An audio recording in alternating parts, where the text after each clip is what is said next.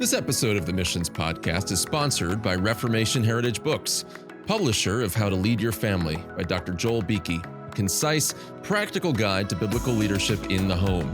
Use the code LEADABWE, all caps, at rhb.org to get 20% off now through September 30th.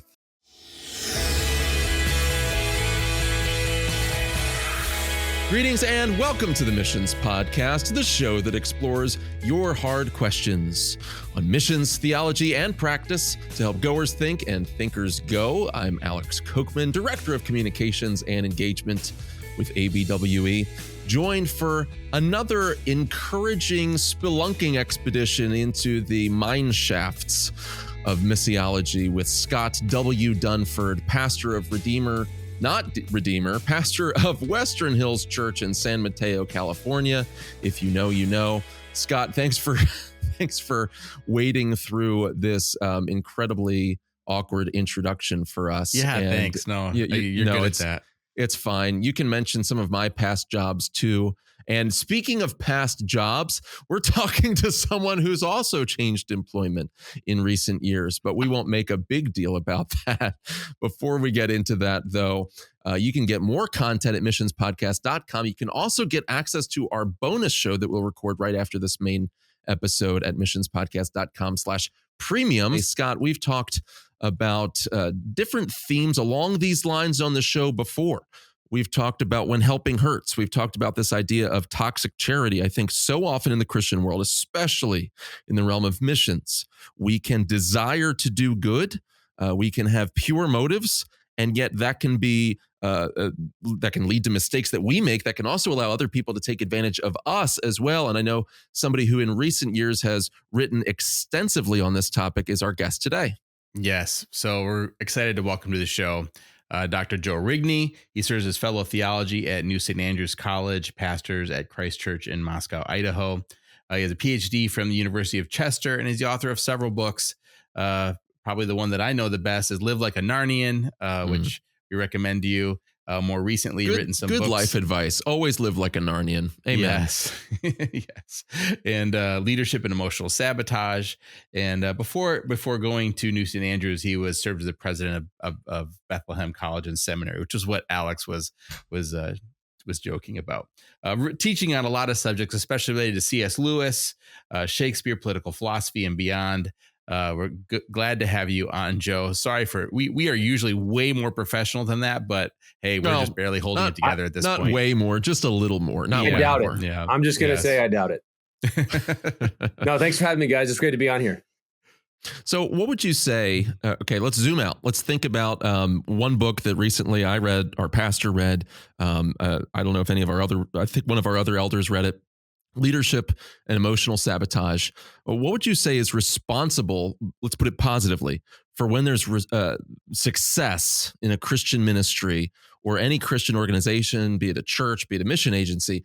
What's responsible when there's success, but then also what sorts of things in your experience in your writing would you say tends to lead to the downfall of a ministry? Yeah, well, in terms of the sabotage question, frequently, especially in agitated times, times of turbulence, times of angst, and so forth, which we live in, it's very difficult to maintain mission clarity and mission will, like to know this is what we're doing and we're going to do it well. And if you do that in a context of agitation, frequently you'll find that there are those who want to derail you, who want to take you off that mission. So when I talk about sabotage, I mean any effort to take you off of the mission that your institution, which could be your family, it could be your church, could be a missions agency, could be a school, whatever that thing is for by God's design. In anxious and agitated times, there will be people who will try to take it off that mission and make it focus on something other than what it's for. And that will take a variety of forms, everything from name calling and so forth, to appeals to compassion. Don't you care about this thing also? And if you say, no, we're focused here, we can't do that, then expect to be, that's where the name calling would come in. That's where efforts to steer you to try to get you to elevate some other agenda over your own. And I think one of the features, I learned this from a Jewish rabbi, wrote a book called A Failure of Nerve back in the 2000s. But he talks about in these contexts, the tendency in reactive institutions is to adapt to the most reactive and immature members of that institution, to allow them to set the agenda, to establish direction, rather than the most mature leaders. The most mature leaders are often kneecapped and sabotaged by the rest of the community for being, say, insufficiently empathetic, for being heartless and uncaring, because you're trying to maintain the purpose for which that institution exists. So that's kind of like the big picture of what that book is trying to do, is how do you become the kind of sober-minded, courageous, bold, and compassionate leader that institutions need, as opposed to having your institution sabotaged and steered by the reactive and immature. Scott, you've been in critical leadership positions in multiple Christian organizations, including my own. If you're new to the show, guys, like Scott recruited me to ABWE. So if you ever like, who's this guy with a podcast? Actually blame Scott. Yeah. Truly. But in the Christian world, what Joe's talking about here is a real thing, because mission drift is such a temptation because everything looks good, right? There's so much to do as Christians. There's so many good works for us to be about. It can be really hard to say no. And when we're sort of led by that impulse, that's just a real temptation that many of us feel, right, Scott? Oh, for sure. I mean, I know I've felt that many times, and especially it's over something maybe good, or they use a pejorative against you that, hey, you're not courageous if you don't speak on my issue. Well, maybe I'm courageous because I'm not speaking on your issue. I don't know. Maybe that's another way of looking at it. But you've written a lot about this book, a lot about the topic of empathy. I don't think there's been any controversy about that at all, right? No, everybody just totally accepted it. It was like, everybody's like, yeah, of course, this is the sin of empathy. That makes total sense. Yeah. And I kind of understand, like empathy is a newer word, and a newer, but a concept that I think we all understand, of like putting yourself in someone else's shoes, right? Coming into their perspective. And you kind of maybe hit it right, hit for the nose when you say, hey, there's the sin of empathy. And I know you're doing it a little bit to kind of get a reaction. But help us understand where you're coming from on that. Help us understand the distinction you're making between what we'd call biblical compassion and empathy, and empathy in a worldly sense. And I just want to, I'm going to add one more question to it, just from my own perspective, of like, maybe we disagree on what the world is like, but I mean, the issues we're facing right now, I think we agree on what the world is like. I see more of a problem with young Christian men that don't have compassion, that don't put themselves in other people's shoes. Then I see a problem with too much compassion or untethered empathy, as you talk about it. So maybe kind of walk us through why this topic, why now, and why you think this is so important. Yeah, let's start with that last part first. Like why? I suspect that the difference there is simply, personal experience, where we've been, the kind of circles or communities we've been a part of. Different communities have different temptations, and so in the context that I've been in over the years, which is typically, it's been a Reformed evangelical context, especially over the last 10 to 15, the idea of someone's empathy, compassion, sympathy, whatever word you use for it, being used as a tool of manipulation in order to do that steering and sabotage that I mentioned earlier, was pretty common. Like I saw it repeatedly utilized that way. And so when I talk about the sin of empathy, I'm not talking about all feelings of affection or all desire to alleviate the suffering of others, right? Like that, like part of the principle that I'm working with is that every good thing can be corrupted. Every human good can be corrupted. One of the things I learned from C.S. Lewis, most especially, was it's the best things that become the greatest evils. The devil was an archangel. That's why he's the devil. And so when Lewis writes the Four Loves and talks about that your love for your family, like maternal love, is a great and glorious thing. But if God's hand's not on the reins, it becomes possessive and tyrannical, devouring, and it still calls itself mother love. That's still the name on the box. This is mother love. But now it's become a really ugly form of hatred that's manipulative and possessive. Like And the what I've mother and her son in The Great Divorce, that exactly she's right. just obsessed with him. Yeah. Exactly right. And so what I've done is say, hey, that principle, which you could take from mother love or father love, you could do it with friendship, you could do it with romantic love. That principle is relevant in more places. And one of the ones in the modern world that I think it's particularly relevant is the love for the weak and the hurting and the broken, where when God's hand's not on the reins, when our compassion, our empathy becomes untethered from what's true, from what's good, from what's wise, it does become highly destructive. And so, mentioning earlier, when helping hurts, or the toxic charity principle, I'm operating in that same space and trying to say there is a form of empathy, and I think empathy is the modern word for it. I think that's been deliberate. I think there's ways in which people have sort of there's a long Christian tradition of reflection on pity and sympathy. Those are the older words. That's what's going to be in your King James Bible. That's what Christian theologians were writing about 100 years ago. This modern word was presented to us as a kind of upgraded version of those things. It's an new and improved empathy, or empathy is compassion 2.0. But the improvement usually had something to do with validate all the feelings of those who are hurting, affirm them, don't no stay out of judgment, no judgment here. And it was presented as this is actually a more loving and compassionate response to those who are hurting, to check any judgment, to have this kind of relativistic impulse kind of woven in.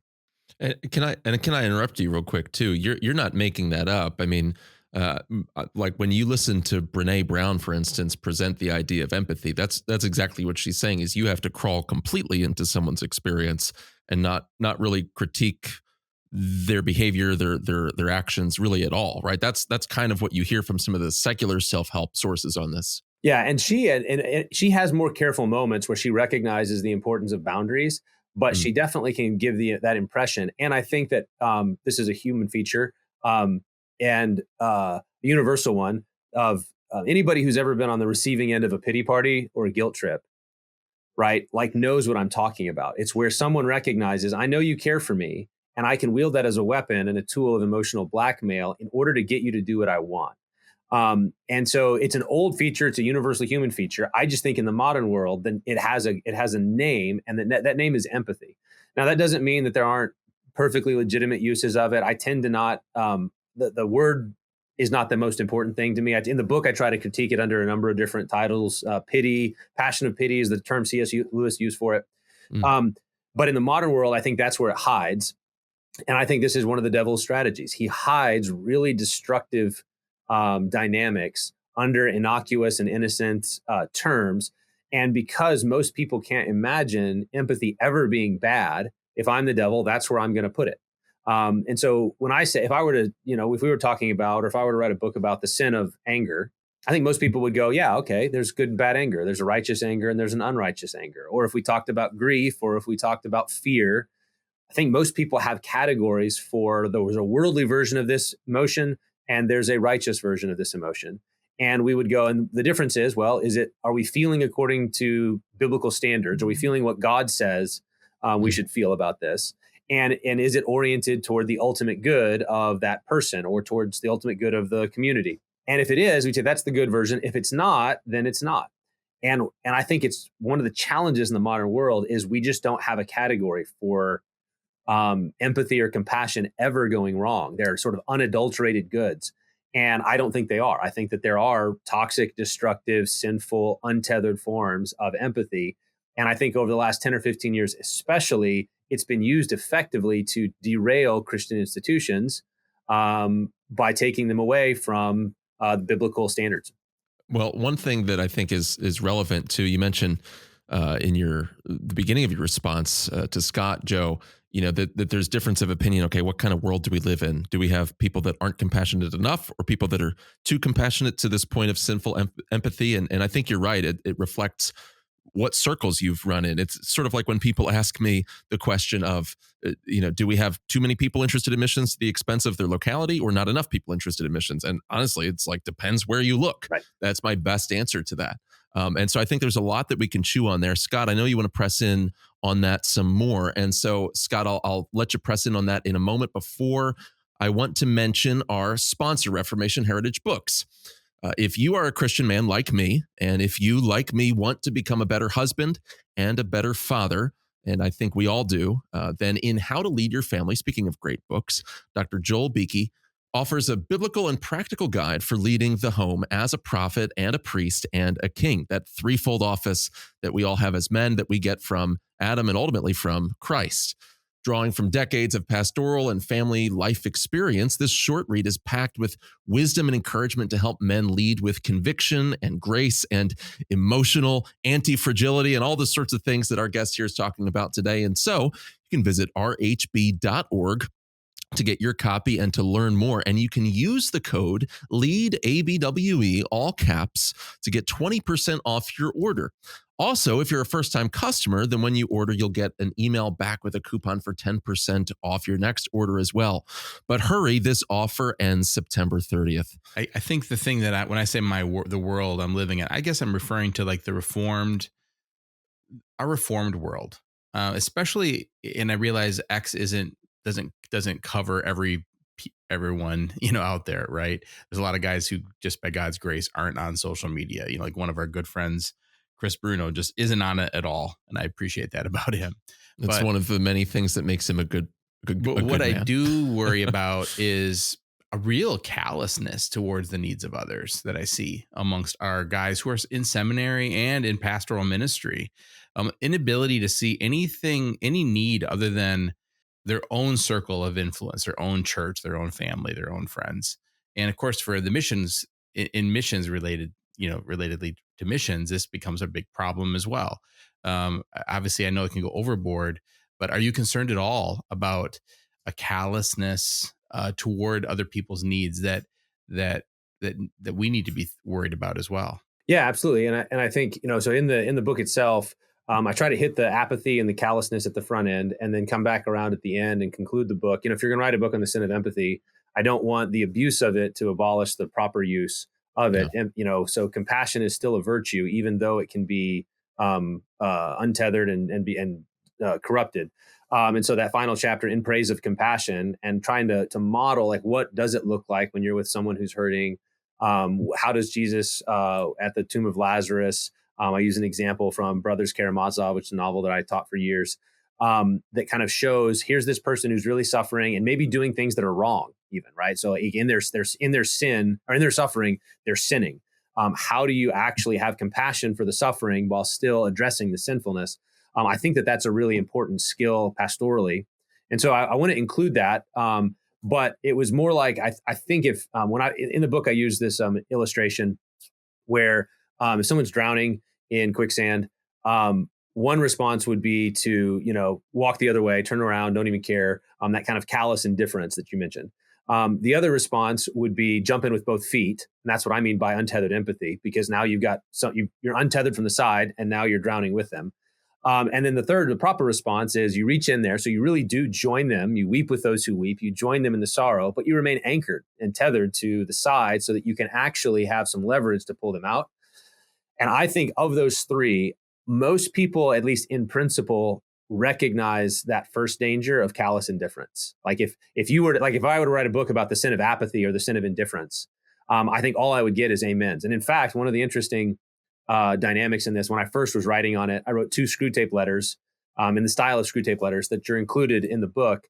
And I wrote the first one to kind of get at that, all that matters is that we speak the truth. It doesn't matter how that kind of, ham-fisted compassion that always is correcting people when they're hurting, and did it in that screw tape mode where like the devil is encouraging this. And it was like all I got from that one, it was largely crickets. People read it, and I think everybody went, yeah, that's a problem. But it was only when I said, well, there's another ditch, and it's the ditch of the sin of empathy, that all of a sudden everybody lit their hair on fire. And what that tells me is one danger, even if it's still there, even if it's a real thing, is at least one that's commonly recognized and that you could point at and say, if you were to call it out or if you were to address it in a sermon, if you have the world's goods and you don't do anything to help your neighbor, it doesn't matter what you say. You've closed your heart to them and the love of God is not in you. Like we recognize that one. I think it's harder for people, especially Christians who have been told rightly, be compassionate, be kind, and be tenderhearted, that this does need to be anchored to what's true and good. And so it was the danger that nobody saw coming. It's the thing that Mm. nobody could recognize, and that's where I decided to lean in, and that's what provoked the reaction. And in many cases, I think provoked some thought. I just was talking to a guy yesterday who came and said, when you first did that, I just thought this is crazy. I stopped. I didn't finish the interview the first time I saw it because I was so. And then after a little bit, I went back and said, "Well, I better finish it." And the more I thought about it, the more I started to recognize when this manipulative form of empathy was in play. And now he was on board and trying to strike the balance of, I don't want to be apathetic. I don't want to be untetheredly empathetic. I want to be biblically compassionate. But it does take people a minute because it's so unusual. Yeah, just switching gears if we can, just for a second, to talk about missions. Yeah. So, I mean, you were at Bethlehem. I Yeah. went to Bethlehem when I was in seminary.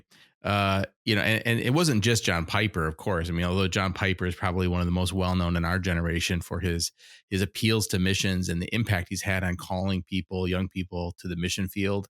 Thankful for that. But there's no way around it when people are encouraging young people to go into missions. Almost always, even though I know John Piper, I think, does it wonderfully about pointing to the glories of God and calling people to call worshipers out from among the nations. There's no way around not pointing out the huge need. William Carey did the same thing, and in pointing out, hey, there's billions of people who do not know the gospel, and it really is. You listen to those messages, it really pulls on your heartstrings, right? If Right. you're a lover of Jesus and a lover of people, and I think those of us in mobilization, I was in mobilization ABWE. Alex has led the mobilization at a different time at ABWE, and I'm sure others listening here thinking about mobilization to missions, is a real tension about how much guilt to lay on people about the need around the world. And so, how would you say this idea of compassion or empathy? How would you apply this to to calling people to missions and the needs around the world? I have two thoughts on that. One is um, tethered compassion, biblical compassion means tethered to what's true. So is it true that Christ is a great savior? And is it true that there's a great need in the world? If those are true statements, and if the gospel is the answer, and so it's good for people for the gospel, then to tie emotional appeals to those truths is an absolutely legitimate thing. So to say this is the actual state of affairs, like as Kerry does, or as missions mobilizers in general do, and then to say what are and then to lay the call open and say who will answer this, right? Who's going to go? I think is a legitimate thing, and for there to be an emotional dimension. I think so. That's at one level, that's a totally legitimate thing. The danger comes, I think, when guilt becomes the primary motive, when people feel like it's because what often happens, this is true not just of missions, but it's also true of, when you show the videos of starving kids in Africa in order to get donations to feed my starving children or something like that. When people are motivated fundamentally by guilt, they will only give enough to make the guilt go away. Right. Right. The goal, and which is usually about $20. And so you give just enough in order to salve the guilt feelings that you have, as opposed to the motive being fundamentally something like, God has been so generous with me, and I want to share like this, the grace that I've been given, I want to extend to others. You freely received, therefore freely give. And so it's the freeness of grace, it's gratitude to God. It's the prospect of more grace on the horizon, what Piper would always call faith in future grace, that like there's more grace there, there's more grace there. And so pour yourself out. And there's a kind of joy and ebullience that comes from the gospel that is a far more enduring, and it's a better motive. So Lewis, another thing I learned from Lewis, he said pity was meant to be a spur to joy to help misery. So pity, why did God invent pity? It's meant to be like a spur to the joyful, to those who have joy, to help those who are in misery. And you could apply that to those who have lost a loved one and those who are languishing apart from the gospel. Right there's misery, and joy needs a little prompt sometimes in order to go do something about it. And pity is designed for that. Like that's what pity, properly speaking, is, and it leads to that compassionate action. But then Lewis's point is it can be used the wrong way around as a kind of emotional blackmail, where you hold joy up for ransom and you say, I'm going to shoot joy if you don't do what I want. And I think there's a way, there are missions appeals that can lapse into that, where You lay it on thick in order to say, in order to motivate people by the guilt and so forth, in order to get them to go. And they'll go in, so as long as that guilt feeling is fresh in their mind, they'll do what you want. But as soon as you're out of the picture, all of a sudden they'll lapse back into something because it was pure emotion and pure manipulation at the top. Instead, it's laid before them. This is what God has promised. This is what God has given you. This is the need that's out there. And what great thing do you want to do? So I love the carry appeal of expect great things from God, attempt great things for God. Mm-hmm. Like that is I delivered at our missions conference last year. We were doing biographies. I drew Carrie, and it was like that hope of God has great things in store. Don't you want to be a part of it? Like expect them and then attempt them. Go do it. I think is a far more enduring appeal than simply trying to guilt people into the missions endeavor. And more biblical too. I see Paul talking that way more. I don't see Paul talk so much about like, oh, just think about the lost pagan Roman person who's never heard the gospel. Think about them consigned to hell for eternity. Again, not that you shouldn't think about that if you're in Paul's Right. shoes, but I hear him talking more about the manifest glory of God revealed in the church and so forth. So all of this is kind of geared around, okay, how do we ensure success, not worldly success, but buoyancy, endurance in our ministries, in our missionary efforts, in our churches. So in a minute or two, because we're short on time, how do we build that anti-fragility where we're not easily manipulated, where we can't be turned one way or another by some of these overly guilt-riddled appeals? Yeah. So in leadership and emotional sabotage, the fundamental virtue that I'm trying to commend is sober-mindedness, which shows up in all of the pastoral lists. It's one of the ones usually at the front, one woman, man, and then you're going to get above reproach and sober-mindedness right there at the beginning. And it's one of those Bible words that you kind of gloss over. Quite frankly, I did for years, thinking like, oh yeah, check that box. What does it mean? And I think it means someone who has a clarity of mind and a stability of soul and a readiness to act.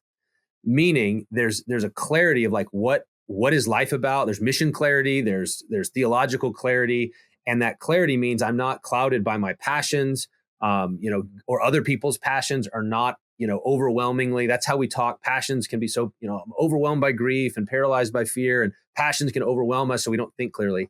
Well, sober-minded people see clearly. They know what's what. And then they have a stability of soul. They fear the Lord. They love God. And so there's a ballast in their boat. When things get hard, when things are tossed, they can weather those storms because there's some stability. And then they're not passive or apathetic. They're not checked out, but they're ready to act. They're girding up the loins of their mind and being sober-minded. Set your hope fully on the grace that will be brought. So there's this notion of like, I'm ready to lean into what God's called me because I can see clearly and I'm not running around like a chicken with my head cut off. And I think that's a fundamental virtue for all Christian leaders to cultivate, is that kind of sober-mindedness. We don't use terms like that anymore. It's so helpful. Joe, how can people get a hold of you and get more of what you've written? On X, Joe_Rigney. It's the only social media I do. And then canonpress.com is a great resource. You can use my name, Joe99, to get like a 99 cent for the first month. You can listen to both my books or a bunch of my books that way for 99 cents and then decide if you like Canon Plus. So canonplus.com. 99 Cent Joe, thank you for joining us today. Thank you for joining us on the Missions Podcast. And perhaps you aren't riddled with guilt, but you do genuinely want to be a part of what God's doing in the world. Well, you can do that and figure out how at abwe.org. Take your next steps in the Great Commission. Get more content from us at missionspodcast.com and leave us a note while you're there. Don't forget to also leave us a positive rating and review in your podcast platform of choice. And join us for the premium subscriber section coming after this main recording is over, where Scott and I are going to react to this and talk about a test that you can administer to your fellow teammates, even to an elder candidate, to someone in your life that's stepping into Christian ministry or leadership in some way. What's the test that you can administer? We'll talk about that, and we'll react to this conversation and more in the bonus episode. So join to get access to that until our next exciting conversation on missions, theology, and practice. Go make disciples of all the nations.